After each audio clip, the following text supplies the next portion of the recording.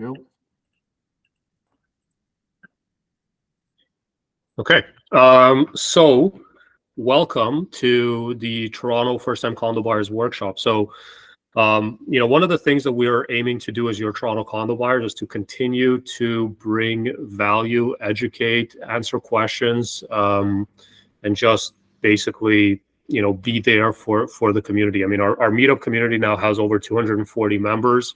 After this presentation, you are going to get a link from Meetup to rate the event. So if you can also, provide your rating afterwards, it's just going to help us in, continuing to, bring this content forward. And then if you have any recommendations on anything that you want us to focus on in the future, please reach out to either myself or Carmelo. We do, want to make sure that our content is relevant to, everybody in the community who's absorbing it. So a little bit about myself. My name is Alex and Carmelo. I'm a realtor of Remax Condos Plus in Toronto. Before getting into the real estate market, into the real estate industry, I spent over a decade in Toronto's condominium industry. I worked as part of a senior leadership team for a service provider for condominiums, exclusively for condos. And during that time, I've conducted over 65 condominium assessments. I've probably been pretty much in every single condo tower in Toronto. Last year in 2022, I was rated in the top 1% of condo sales for over 70,000 Toronto Regional Real Estate Board realtor members that we have. I have an in-depth understanding of the market. I don't believe that two condos are equal. There's a lot of different factors that go into this, and that's kind of the a part of this presentation as well. And I've also been a real estate investor since 2013, and so that's a little bit about myself. And why condos? Why did we decide to do this presentation on condos? So if you look at the graphic on the left, this is the year-over-year rental growth for one-bedroom condos in the Greater Toronto area. And we do have another presentation that we do, which is called Renting versus Owning. So if you want us to kind of break it down for you and show you how over the course of 5 years, purchasing a condo versus renting a condo is a lot more beneficial for you. It's more like a forced savings account that appreciates. We do encourage you to join the next time when we do that presentation. I think that's going to be in about 2 or 3 weeks. Yeah. So Toronto's one of the top condo markets in the world globally. For most home buyers in the GTA, condos are the entry-level price point into home ownership. There's overall less maintenance. You just pay your maintenance fees, which are calculated as a dollar amount per square foot. And basically everything in that building is looked after by property management, cleaning, and the superintendent. In 2022, like I mentioned in this graphic, rents did go up substantially. Some rents for certain types of units went up as much as 30%. And there are many options of condos available in the Greater Toronto area that really cater to your lifestyle needs and what you're looking for in a condo. But like I mentioned, it's important to make sure that you understand condos. So the way that a condo is different than owning, let's say, a freehold house is that in a condo, you own your unit, and then you own a proportionate share of the common elements. So if there's 300 units in that building, you own 1/300th of the common elements, which is, the hallways, the underground parking, the amenities. You're responsible for paying to maintain these common elements through your maintenance fees, and also to pay service provider fees that provide services in the building. So some buildings have services like, for example, 24/7 concierge. As much as it may be really nice to have this service, this kind of contract costs about $250,000 a year. Buildings that have swimming pools, whether you're going to be swimming in that swimming pool or not, you're going to be paying for the maintenance of that swimming pool. If it's an outdoor pool, winterizing that pool. The gym, same thing. So it's important to find condos that they have amenities that meet your needs, and these are amenities you're actually going to use, because whether you use them or you don't use them, you're still going to be paying for them. And the same thing for building rules. There's, for example, buildings that are smoke-free, totally smoke-free, so you can't even smoke on your balcony. There's condos that most condos have some sort of pet restrictions. It's usually around how many pets you can have, the types of pets, and size of dogs. But there are buildings out there which are totally pet free. So they don't allow pets at all whatsoever. And same thing for short-term rentals. There are around 30, 40 buildings in the Greater Toronto area that allow short-term renting, which is basically renting on Airbnb. And these are buildings that if you're buying a condo to be the end user in, meaning you're buying it to occupy it and live there yourself, you may want to do some additional research and talk to your real estate agent about, because there are buildings out there that are notorious for short-term renting. And because of this, there are things like heightened security risks. There are things like more wear and tear on buildings. We've seen condos like Ice Towers, for example, in downtown Toronto, where they have now put a policy in place where there's a portion of that short-term rental fee gets paid to the building for that upkeep and that maintenance. So it's really important to understand and work with a real estate agent that understands the condo market to make sure that you're buying in the type of building that best suits your needs as the end user. So some other things to consider is that maintenance fees are always going to go up. It's just the cost of doing business. As things like minimum wage increases, inflation, the cost of goods are going to be going up. It's usually about 3% a year. This is considered to be very normal. Amenities like, some amenities that you may find in a building, maybe a gym, a golf green, bowling alley, concierge, like I mentioned, you're going to be paying for this whether you use these amenities or not. So you want to make sure that you're buying in a building that has the types of amenities that you're looking for, and maybe focusing more on your needs versus the nice to have, so that you're getting a better value. There's other expenses that you can't avoid, and these things are like cleaner and property management and building contracts, but there are a lot of expenses that can be avoided in condos. So that's just a little bit about myself. If you want to connect with me on Instagram, it's alexz.realtor. You can also reach out. There is also a Calendly link in the chat if you want to book a call with either myself or Carmelo. Talk more about this one-on-one. And yeah, Carmelo, it's your turn. I've done. Yes, I just shared the Calendly link and Alex's Instagram account. If you want to learn more about condos on a daily basis, definitely follow Alex on Instagram. He posts almost, I think, daily, Alex. A lot of good information when it comes to just the condos, condo market, what's happening. So I definitely recommend that. Myself, my name is Carmelo Boutis. I'm a mortgage agent. A lot of people say call brokers. The difference between a broker and an agent really is I never want to own the brokerage I work for. That's the real big difference. So I am licensed, by the way. I do courses every 2 years. I got to take tests and exams. It's up to date because there's always continuing education. I began my career over 20 years ago. I started my career working for one of the banks as a mortgage underwriter. If you're not aware what a mortgage underwriter is or that position, they are the people who review your applications that put that stamp that says approved. So the first thing I learned in my career was exactly how the banks think, what they look for to approve you and to get a mortgage. As an independent agent, I have access to over 59 different lenders. Most people always want to work with the big five, but a lot of times you might be missing out because there are a lot of other financial institutions and they are tier one banks. A bunch of them are deposit taking that offer a lot of times better rates and better products or better underwriting guidelines than the big five. Right. And can you explain what, just like for somebody that may not know what underwriting guidelines means? So it's the qualifications. What the banks look at: your income, your job history, your credit. One bank may require a credit score of X amount. Another bank may have a different credit score requirement or different credit history requirement. So every bank has their own rules when it comes to approving you.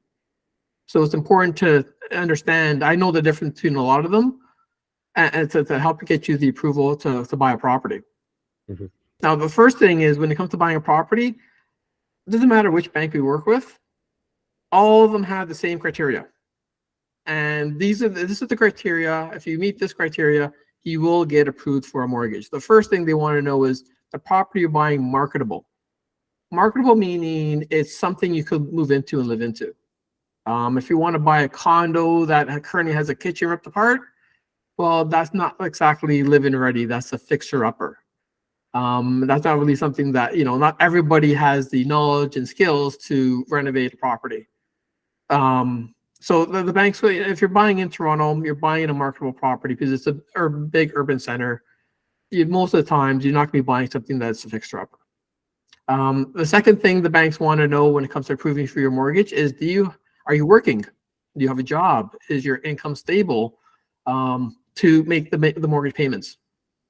The third thing the banks look at is your credit history. And they look at your credit history because they want to know how you paid your bills in the past, to help give them confidence that you'll pay their mortgage in the future.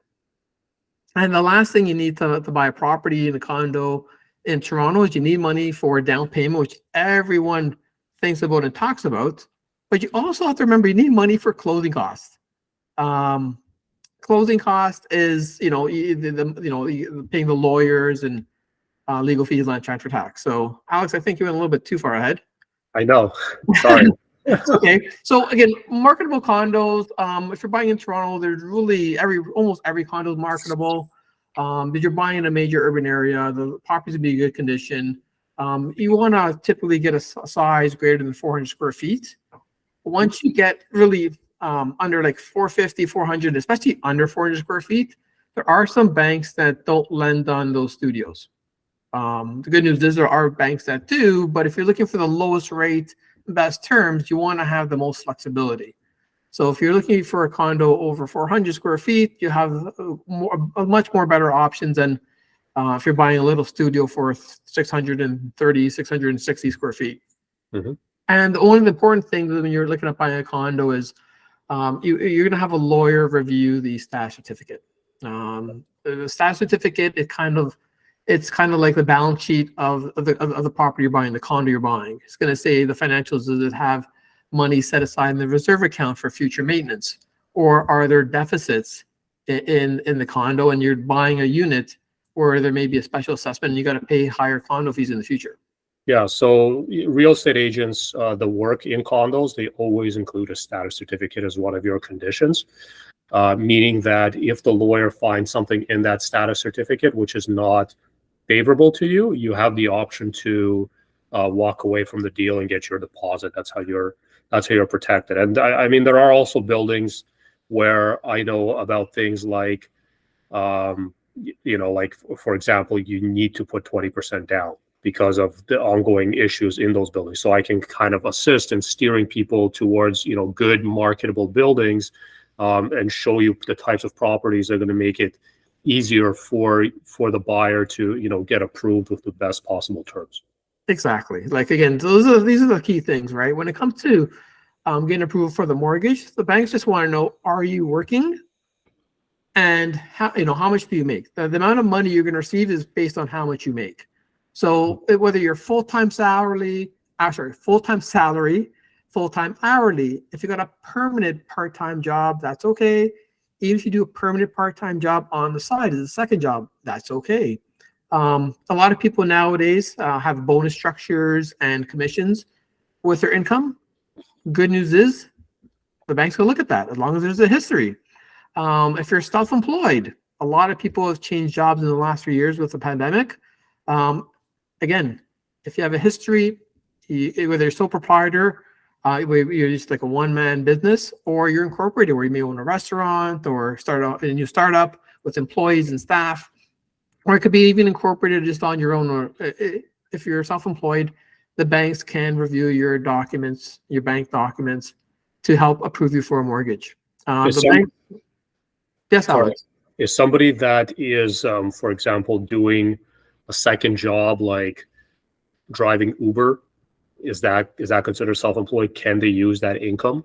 So if it's a full, with the new gig economy, the jobs are good. If you're doing like Uber Eats or Uber driver or Lyft driver, if you've been doing it for 2 years, yes. Mm-hmm. If you just started 3 months ago to kind of inflate your income to get into the market, the banks are like, no, they don't have that confidence, because you could just quit being an Uber driver with no recourse, right? So if someone who's been doing it for, a year and a half, 2 years, you've been doing it for a long time part-time. If you just started it to kind of inflate your income to get into the market, the banks are kind of a little bit more leery, more cautious with that. Mhm. But the good thing is they'll also, if you have like children, they'll also use your child tax benefits you get.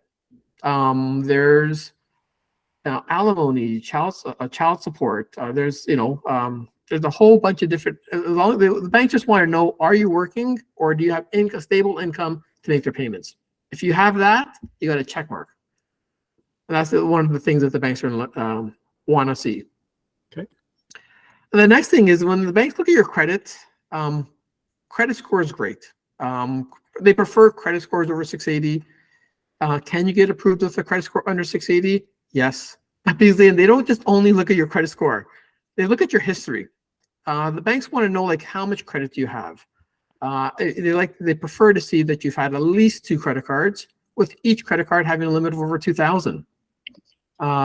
They want to, and then what they do is they want to make sure you make your payments on time, right? They don't. The credit report doesn't show whether you pay off your balance in full, or you make the minimum payment by the due date. It just shows whether you make your payments on time. One key thing is cell phones are on credit reports. So I know I got in trouble once with regards to switching cell phone providers. If you switch providers, make sure that account is closed and all paid, because the last thing you need is to go to collections and tarnish your credit report and your credit score for something as silly as $20 cancellation fee. And Okay. when it comes to, you got a question, Alex? No, I'm just saying that, yeah, exactly. I know that firsthand as well. Like I had something similar, and it impacted my credit score significantly, and it was just one thing. Yeah, things happen. The good news is there's one-time incidents. That's why, like, if it's under 680, there's one-time incidents, understandable, explainable. Depending on what it is, it's not a hard number. The banks don't only look at that credit number versus the credit history. Mhm. One quick tip is, again, the banks are looking at history, timeline.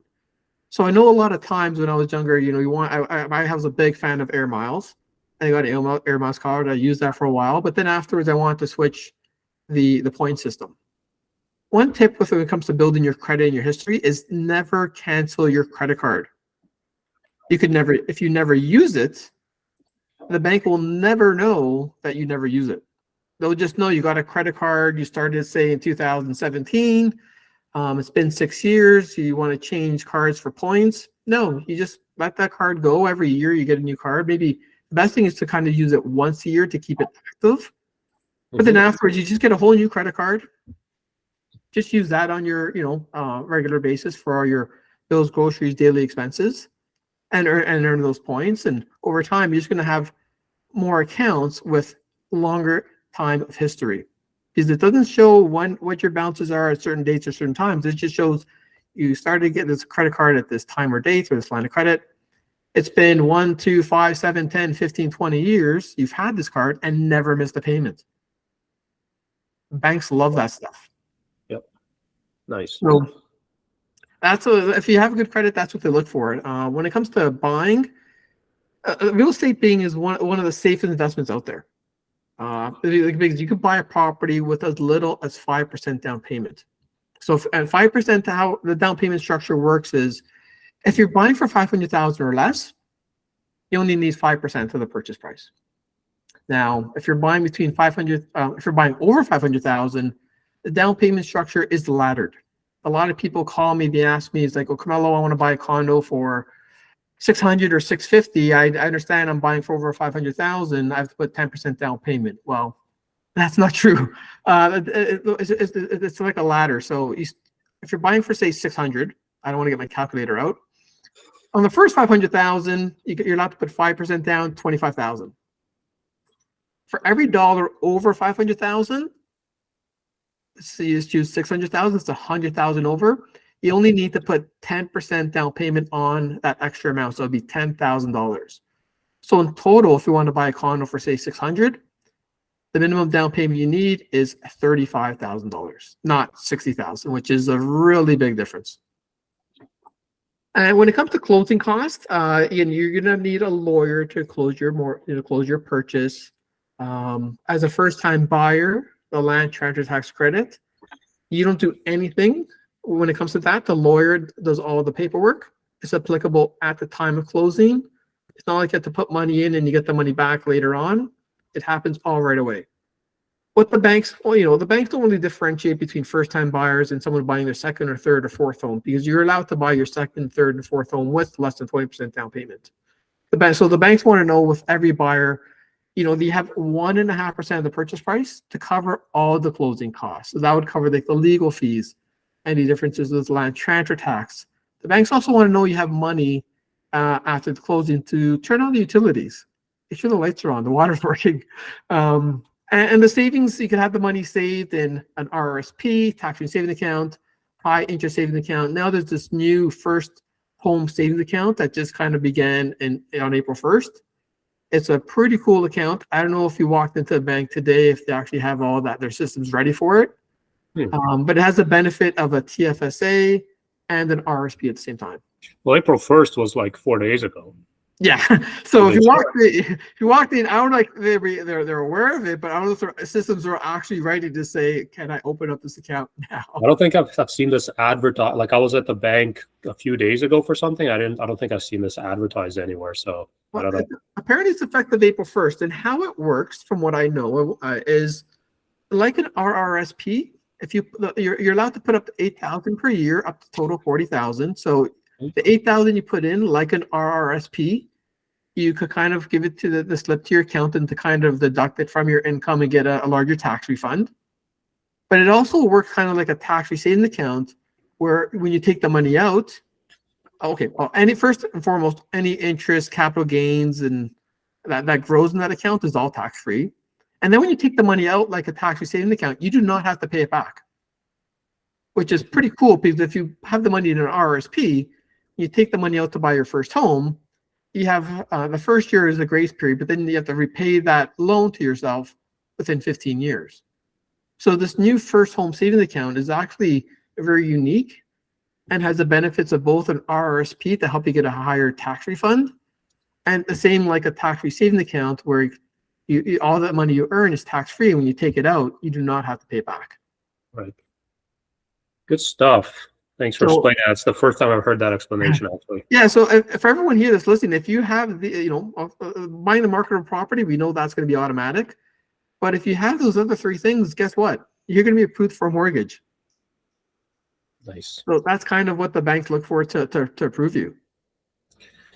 Amazing. So that's our presentation. Thanks to everybody that participated. Is there any questions? Yes, now's the time to have a one-on-one answer specific questions and get some feedback. I think that a future presentation that we should do, Carmelo, is about these different government type of programs like the RSP, TFSA, HISA, and the new first home savings account, and explaining kind of how they're all different. What do you think? I think that's a good idea. Yeah. There's so many different accounts. I mean, when you throw in that Wealth Simple and all these different investment accounts, there's a lot of different options out there. Yep, there are. So I had a question. When it comes to ownership, how much is the additional cost of owning a condo eventually, and which is a repetitive cost, that is every month maintenance, then after buying, yes, closing cost, and that would be once only, but every month costs is what I'm asking for. I can answer that if you want me to. Yeah, I mean, while you do that, Carmelo, I'm gonna find the last slide of our owning versus renting presentation. I'm gonna share the screen when I do that. Okay. Sure. So when it comes to like owning, the cost of owning, it's really your mortgage payments you got to make every month, your property taxes, and the condo fees. A lot of condos, you'll know when you buy. Alex will help you with that, and I'll guide you as well. What's included in the condo fees. Condo fees, some condos include everything, including cable. So it would be like heating, water, cable, everything. Some condos where it's just you gotta pay on my condo, for example, my heating's included, and I only get a my water's included, I only get an electrical bill. So, and other than that, is you owning a condo, you will need to have condo insurance, like content insurance. The building, the condo corp has insurance for the whole building, but if there's a fire, your insurance covers all the items that you have inside, which is again a nominal amount.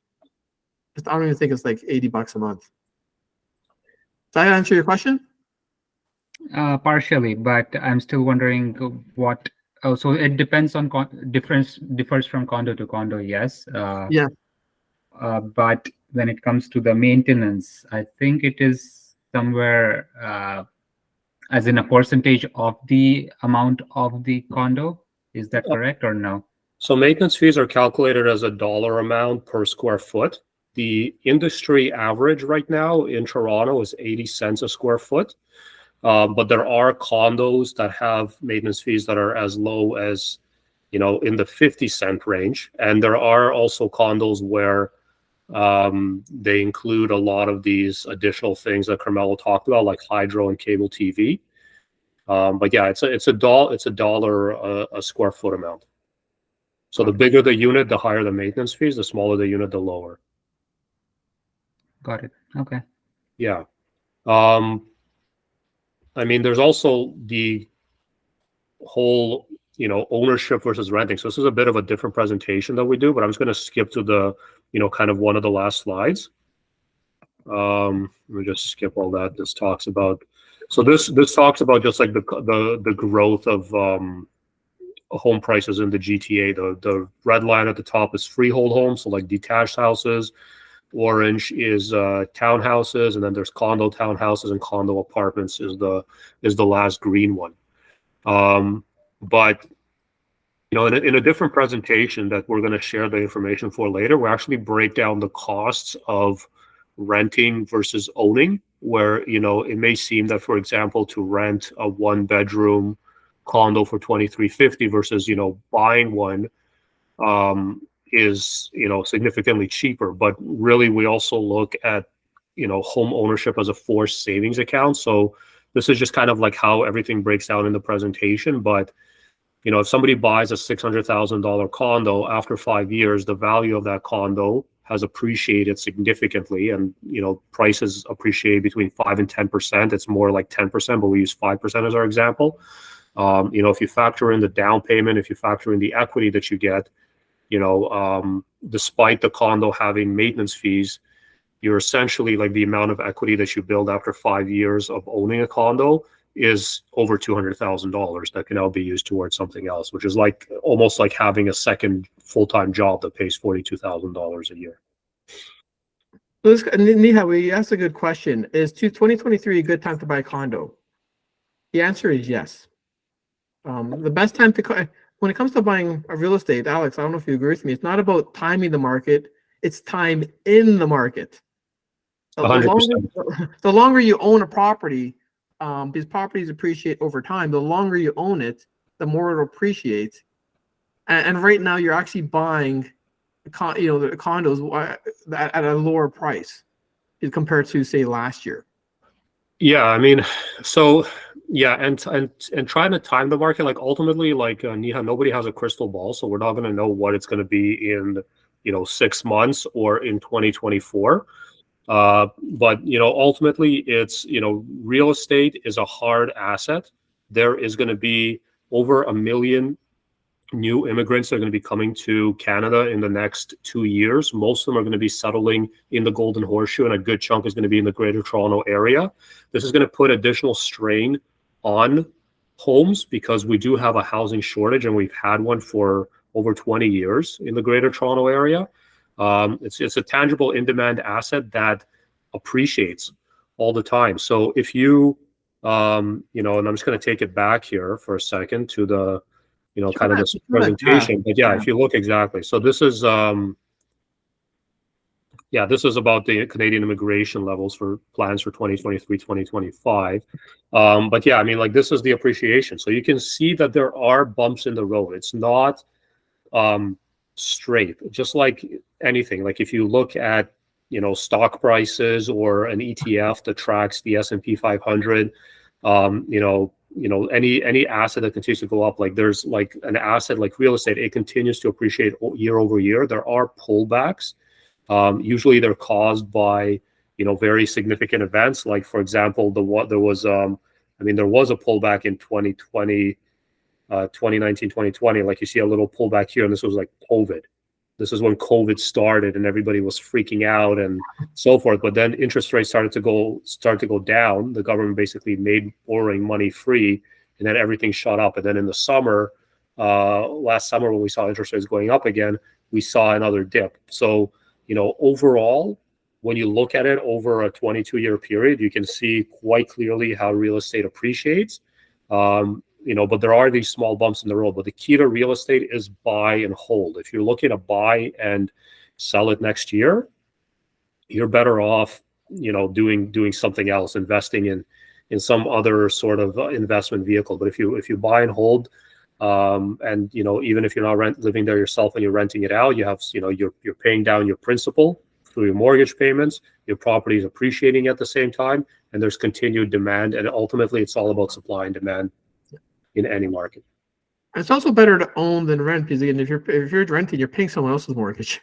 Yeah, I mean, like in this scenario that we did before, after 5 years of renting, even though it may seem more affordable at year one, you've paid $150,000 to somebody else, whereas if you were owning, you built $258,000 of equity. I mean, I don't know about you, Carmelo, but to be able to save that amount of money, like over $200,000 over 5 years, or even to be able to, invest and get that type of return, with an investment that's as little as putting 5% down. So for a $650,000 condo, that's $40,000. So if you put down $40,000, you're paying a mortgage, but you're living there, you're paying a little bit more every single month. But after 5 years, you have $250,000 in equity. I mean, I could never save that much money. If I remember, this is after tax dollars, 40,000. I don't have 3,000, so it's over 3,500 per month. Yeah, I don't have 300,000, like 3,500 after tax per month just to put aside. Yeah, even if you sell after 5 years, as long as it was your principal residence, you don't have to pay any capital gains tax on it, and you're basically, then you have options, right? So yeah. So I think we did a little bit more when it comes to does that answer your question, Niham? We definitely talked about quite a few things of the reasons why now's a good time. Awesome, thank you. Okay, yeah, thanks. Sorry, I went on a bit of I went sideways there, but it led me into a. But real estate is, again, a lot of people I know there's a lot of fear out there with regards to the unknown. The same thing applied even 2 years ago when prices were constantly going up and rates were under 2%. There's fear of how high could these prices go up? Well, I think today's prices are still higher than 2020 prices. Are they not, Alex? Or something around?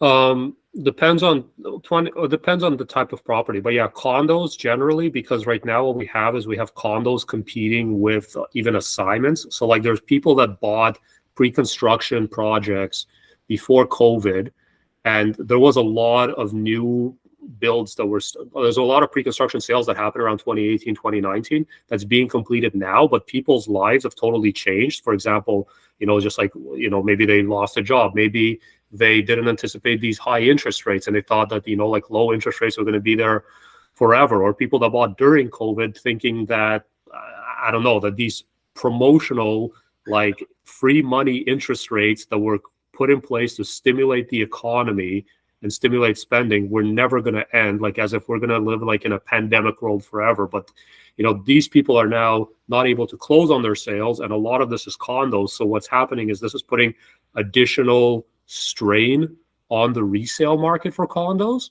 Yeah. And because of that, there's still really good price points, really good opportunities that are available out there. Now, as far as, sorry, Carmelo, there's a question. Another question. Yes. Also, what is the difference between yearly expenses of a townhouse versus condo, if any? So is this like a condo townhouse or a freehold townhouse with maintenance fees or without? So there are two types of townhouses, I guess, Alex. There's one that are condos. It's actually one that's three. Oh, what name all three? I only need two. POTL, parcel of tied land, where it's a freehold property tied to a condominium. Then there's condo townhouses, and then there's freehold townhouses. So, Okay. I mean, I'm We can, yeah, we can talk about all of them. I mean, but it really depends on the price point. So, I mean, okay, so POTL has maintenance fees for the common elements, which are lower than normal maintenance fees. So they might be about $150 a year. They are just the costs of snow removal and garbage pickup. There's condo townhouses, which would have maintenance fees that are going to be $1 per square foot. It's generally less than for condo units, because condo townhouses don't have like a concierge service and these other, high ticket type of service provider items. And then for freehold townhouses, they don't have any maintenance fees. So, but you're looking at a higher price point, right? So condo townhouses would be at the lowest price point. Then there are going to be the POTL townhouses are going to be higher, and then the freehold townhouses. But sometimes when you're looking between a condo townhouse and a freehold townhouse, like a freehold townhouse in Richmond Hill is 1.2 million right now on average, where there are condo townhouses that are in the 700,000s. Hey Ryan. Welcome, Ryan. Yeah. So I mean, I hope now that answers your question. I mean, it like really depends on the price point. Can I kind of break that down, Alex? So, because I already thought there was two kinds of townhouses. Yeah. So, okay, this is a freehold where you're responsible for roofs, windows, exterior, interior, everything in that property. Correct? That sound about right? Yeah, freehold is, yeah, exactly. You're fully Okay. responsible for everything. So the expenses for that is really anything that happens on the outside, I got to pay for it. Yep. I knew that one. The second one I knew was that townhouse condo, where it's okay. The condo, all the townhouses on there are part of a condo corp, where the condo fees go to, if there's a playground, do the playground, cut the grass, all the exterior parts. Yeah, you just pay your windows, fees, roofs. even window replacement. Yeah, exactly. Yeah. You just pay. You pay. It's like a condo apartment. It's like a condo in a building, but it's just that looks like it's just a townhouse. Okay, then that third one, what's that acronym you mentioned? POTL, parcel of tied land. Partial. So is that the one where, I guess I might have not have known this the way you described it, but where, 'cause I've seen a lot of them where, like you said, like condo fees are like $80, $100. That's where it's just those condo fees only cover like the lights and the the garbage pickup and the snow removal on the street. Yeah, But who's responsible if the window needs to be replaced? the homeowner. Oh, so it's Yeah. like it's like a freehold. Yeah. You have to cover that, but you don't have to worry about the cost of garbage pickup. Yeah, I mean it's basically like it's a parcel of tied land. So your condominium is attached to a parcel of tied land. There's also like an easier example to think about is like if there's like a freehold townhouse, but it's like attached to a golf course, for example, like a golf course community. But yeah, I mean there's a few there. I mean I've even seen properties which are detached houses that have a POTL fee. Oh, okay. Yeah, so that basically that means like the city doesn't service the roads there. Like the city doesn't come in and like to remove the snow, for example. You have to like the condo corporation pays for a contractor to do that. I've seen something like that with cottages where you have to pay a fee for garbage pickup and all that stuff. Yeah, so like because there's that extra fee, the price point is a little bit less than if you were to just buy a freehold property. So it's kind of in the middle, but yeah. That's when it comes to the comparison owning a condo, Mhm. Obviously when you own a condo, you don't have to do any of that. It's all your condo fees covers Pay your all maintenance that, fees. and I love that. Yeah. So that is a Yeah. good question. I didn't realize I learned something from it. That Yeah. kind of answer your question, Neha. yes, it does. Thank you. Awesome. And Neha, if you want to book a call with us, there's a Calendly link there. So I mean, like if there's anything that you want to just talk one-on-one with either Carmelo or myself, we're going to post those links below as well as the links for our socials. Now there's also a question from Masako. So I'll read this out for you, Carmelo. So Masako has two questions. I work for an incorporated company, but I can claim myself as self-employed. Will there be any difference if I apply for a mortgage as self-employed or not, like amount of down payment or any other conditions? Okay, so it's a two-part question. The first question is, again, you can claim yourself as self-employed. So it's is there a way you cannot? Well, I think they're self-employed and they may be asking. Okay, so first and foremost, if you're self-employed, Mhm. you have expenses. There are different ways how the banks underwrite it to approve you, right? So if you've been self-employed, I'm assuming, I don't know if you're a incorporated sole proprietor, it really doesn't matter. But the banks can approve you when it comes to getting a mortgage, as long as you have, the history with regards to your self-employment. They want to know the industry you're in. How do you get your clients? Are you like online and you have a website and all that? They want to know a little bit more about your business, and they're going to use your the income you declare on your taxes for qualifying. And the second part question, like the amount of down payment. If you're self-employed or not self-employed, the amount of down payment you have to put towards buying a property is the same. So I don't know if you want to rewrite that part of the question, this two-part question. They don't understand that part. And it depends, Masako, like if you're going to be using this if you're looking to buy a property for rental purposes or as a principal residence. So are you like, is it like at that point it will be different? I mean, you can always, as much like my understanding, Carmelo, is that you can buy a property as low as 5% down, but if you put 20% down, you just have a lot of options because you have access to all these uninsured type of products, right? Yeah. So anybody who wants to buy so when it comes to down payment, if you're buying a property with less than 20% down payment, your financing is going to be, you need the approval from two people. One, the bank that's approving to give you the money. But you're also going to need the approval from one of the mortgage insurers. Everybody's familiar with the term or the company CMHC. There's 3 mortgage insurance companies in Canada. There's CMHC, Canada Guarantee, and Sagan. All of them pretty much have similar standard underwriting guidelines, but both of them have to approve you. When you're buying with less than 20% down payment, you're restricted to just having a mortgage with a 25-year amortization. If you put 20% down payment, whole new ball game, because now we don't have to deal with the mortgage insurers. You can get approval with a 30-year amortization. Banks can make exceptions with your GDS, TDS, and affordability ratios.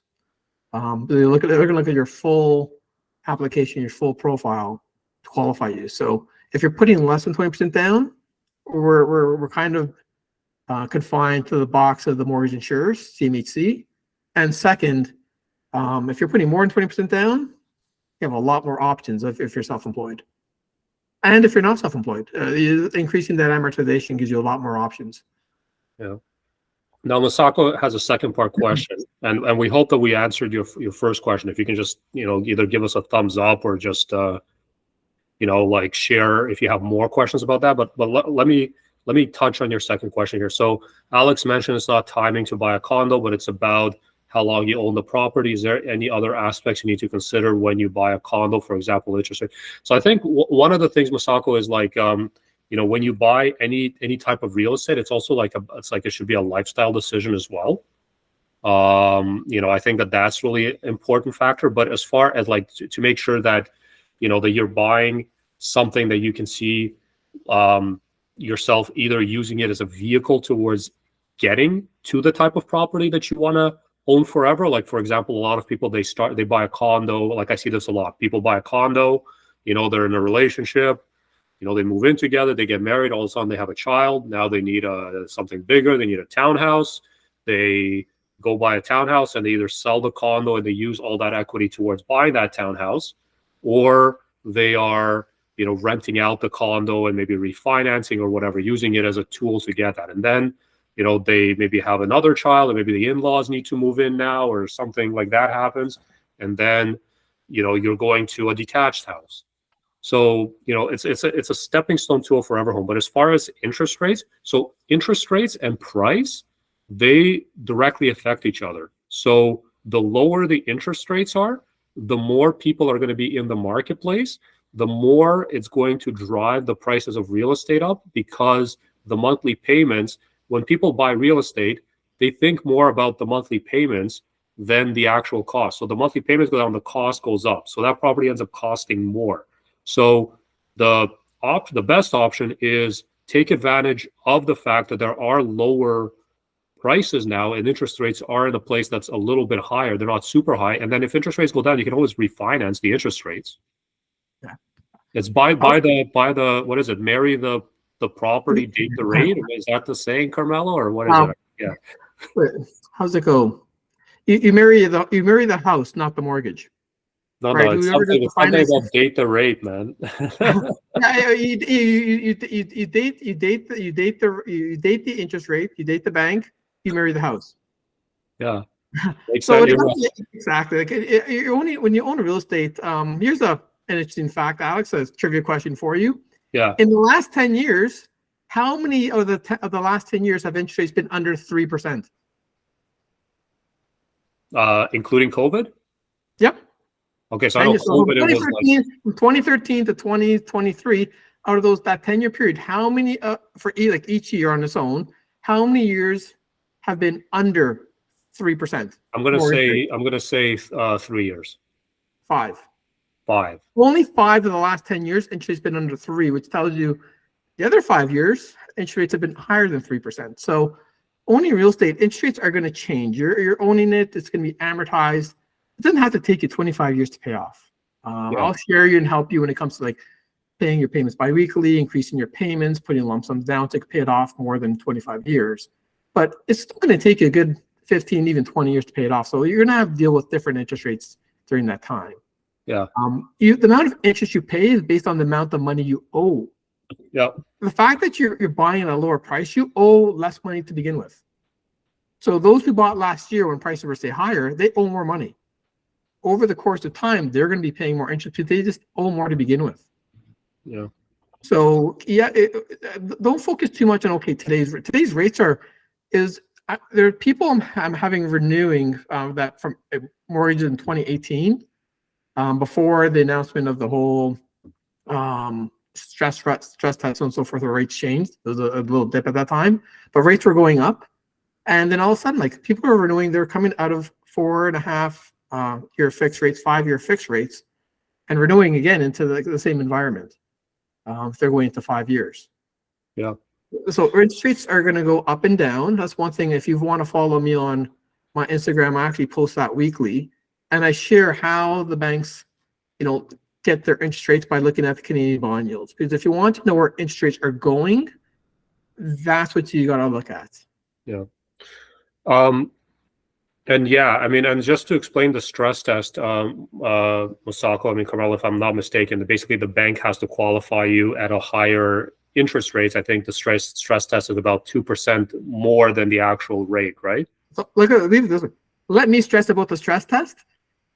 Yeah. Just find the property. Okay. The rules for that, again, it's nowadays they made it. The government really messed it up. They made it so complicated. Let me stress about the stress test. Yeah. Just on the property. Okay, and then okay. Let me move on to Kanishka's question. So this is about COVID and how it impacted real estate in the GTA. There was a brief impact. So when COVID started, a lot of people moved out of the GTA, and this put a lot of stress, predominantly actually on like rentals, because landlords were having a hard time finding tenants for their property. So rents started to go down. People started to move back in. So like last summer, it was really crazy. Like I had to work with tenants that had to pay as much as a year of rent up front because it was so competitive. Properties were getting listed. They were getting multiple offers without anybody even looking at them. So has it had an impact on real estate prices?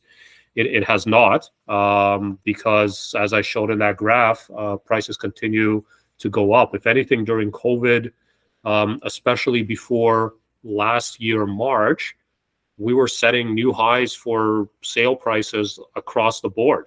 There was a time in 2022 when a one-bedroom condo almost always had a 6 as the first digit. And there are one-bedroom condos right now that are in the low 5s, which include parking and are like in, good newer buildings, modern buildings.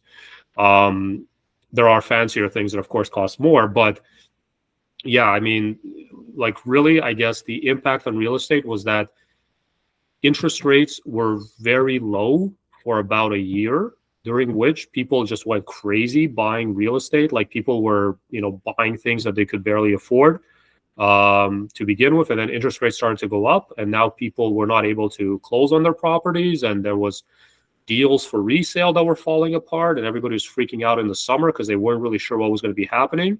So a lot of people kind of just took a pause, and added to that the fact that we were able to actually travel for the first time like normally. So a lot of people were going out of the country in the summer and just traveling and doing these, vacations and just enjoying time with their families. And then in the fall, we started to see the real estate market, regain some traction. There was a dip around the holiday season, which is very normal. Nobody wants to, if there's somebody selling their house on Christmas, there's like a reason why they got to sell. There's just no buyers, nobody's interested, there's nothing happening. And now, now there's the spring. So the spring seems to be pretty healthy. And a major reason for that is it takes buyers a lot less time to get ready than it does for sellers. Sellers may not even be thinking of selling until they see all their neighbors sold and, they got a good price. So maybe let's put it there. So it's, it's a healthy market right now, but there hasn't been, there were some temporary bumps in the road because of COVID and just different things that were happening, mostly because of low interest rates. And then all of a sudden the government increasing the interest rates, like a whole bunch, when they said they wouldn't. And that's what it is. So I think like at the end of the day, when somebody's buying a property, it shouldn't be about timing the market, because you don't know when the bottom of the market is until you've already passed it historically. It should be like, something they should be happy with what they're able to buy. It should be something that they can afford the property. Even if the interest rates go up, they'll still be able to afford it. And those are the main factors. All these other little things and noise and things on the news, it's just noise. Like they pay their bills through advertising. They want people to watch. It's clickbait. That's exactly it. Like I don't want to say fake news, but one thing when it comes to the housing market, has obviously changed. The one thing in the last 3 years, one of my biggest takeaways is I do not pay attention to what other people say, because when this pandemic began, everyone thought you could find it on the internet. There's so many articles about saying interest rates aren't going to go up till 2024, 2025. All those people are wrong. Prices, all of a sudden started going up, and they kept on going up, up, and up. It's like, oh, this is never going to end. They got that wrong. FOMO, yeah. Now prices are going down. Everyone's saying, oh, prices are continuing going down. Well, 2 years from now, we're going to look back, and those people will be wrong. We have to make a decision based on your life, and a decision based on your needs.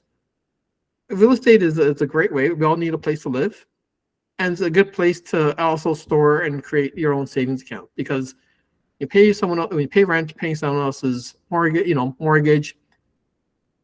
Join our presentation. It's next week, Alex. No, 2 weeks from now, we're doing a presentation, owning versus buying. If you want to join us next week, we're going to have a presentation about condos that are available for under $650. Yep. Make a decision based on the facts, not based on these analysts. There's economists talking about next year interest rates are going to go down.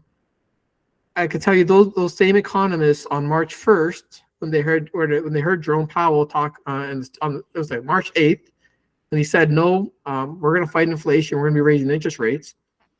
Automatically that day, the stock market went like bonkers. The expectation of the United States Federal Reserve was to raise interest rates by 0.5%. Every economist said that's what's going to happen in less than 3 weeks. The following week, Silicon Valley Bank went belly up. An event's going to happen that nobody knows. So all the people who predict what's going to happen, they really don't know. What we do know is historically we're in a low interest rate environment. Interest rates under 5%. Historically, over the 20 years of me doing mortgages, I started my career, I used to do first mortgages, Alex, at 8%. What year was that? I started in 2002. In 1991, I think the interest rates was like 20%. Let's not talk about that. But interest rates are going to go up and down over the course of you owning the property. I can always help guide you. And if you want to book a 15-minute consultation, we could definitely talk a lot more about this, specifically to suit your needs. Did you want to get a mortgage, buy a property that suits your needs? Remember, buying a condo, usually a lot of times, it's your first home, not your forever home. Getting into the market is the key thing. Yeah.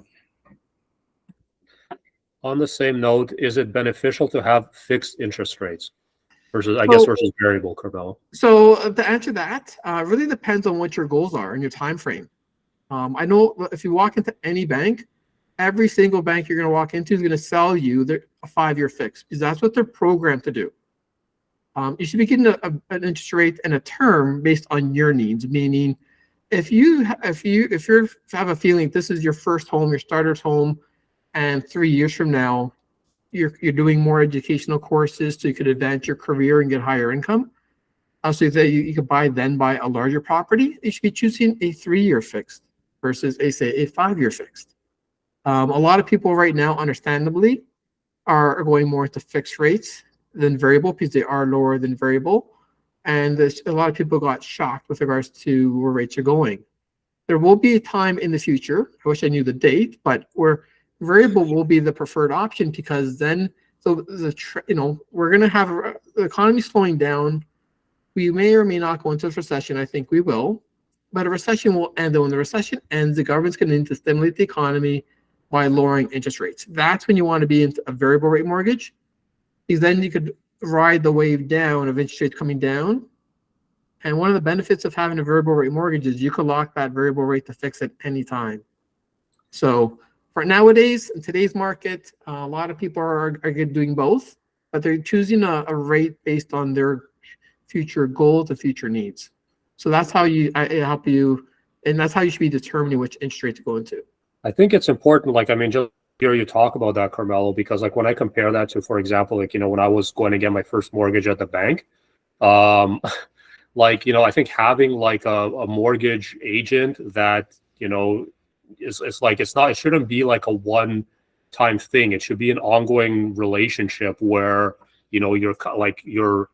I feel like the relationship should be with mortgage agents and realtors, because you want to know what your property is worth as well. And every year or two, because you want to make financial decisions based on the value of your assets. But, having that relationship, with somebody, of Carmelo's caliber, where, you can reach out to them and they can, have a conversation that is not like, this is what my bank tells me to sell, because, he has over 59 different lenders that he works with. So it's not like, to his boss telling him sell this product, I remember when I started working for one of the big banks. I remember it's weird because I started, I wasn't with the big banks. I would decide, okay, my career, I need to get some experience there. And I was amazed. The first thing I learned when I went there, everyone was selling 5-year fixed rates. When I was talking to my existing customers that were looking to move the mortgage, port their mortgage, and all this stuff, it's like getting mortgages to help save the money versus just pay a penalty. Here's an interest rate, and this is going to save you money. That's when you walk into a bank. If you were to walk, I challenge you to walk into all 5 banks, and what interest rate they're going to say? All of them are unanimously probably going to tell you the 5-year fixed rate right off the bat, because that is the lowest interest rate right now. But there's a reason why it's more attractive. Yeah. So I remember this, and I don't know, correct me if I'm wrong. I don't know, maybe this wasn't happening, but I remember that there was a time during COVID where the variable rate was very attractive, but the 5-year fixed rate was significantly higher. Yes. The bank is not out there to lose money. So, do you think that they knew something? Well, again, it's just the 5-year fixed rate was higher because of the Canadian bond yields. Okay.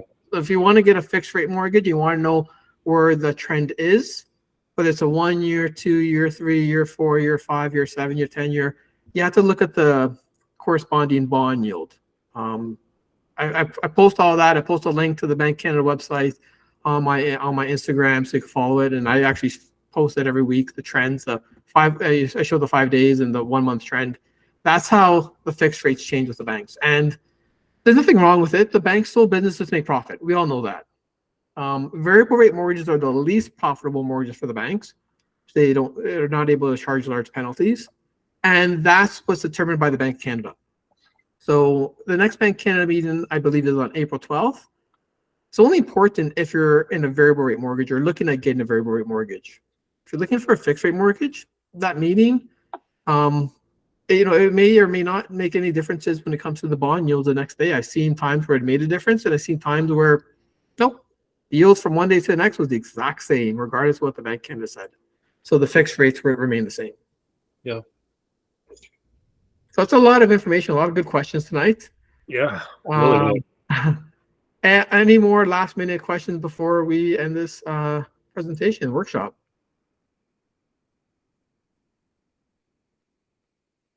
So one thing I think, if it's not too much trouble, we're going to send a thank you email if you don't mind giving a rating us and providing feedback. That's always greatly appreciated. If you also know any other first-time buyers that are looking to buy a property, join our presentations. Our next presentation is next Thursday, right, Alex? And it's going to be on condos. No, it's good. Actually, next week is New to Canada. Also, it's the CMHC New to Canada program. Yeah, again, we call it CMHC, but it says the free insured debt. So New to Canada. So I'm excited to share that and share the differences if you're new to Canada, what the underwriting guidelines are versus, if you're not. Yeah, and that's going to be on the April 13th at 6:30. If anybody just wants to connect to that, that's the link. So yeah, thanks, Nita. Thanks for participating. Appreciate it. Great questions. So thanks everyone for joining, and yeah, I'm gonna end it. night. Let me stop the recording. Okay, I stopped the recording. Awesome. Okay, one thing that I know. Actually, wait, did I stop? No, it's still there. Yeah.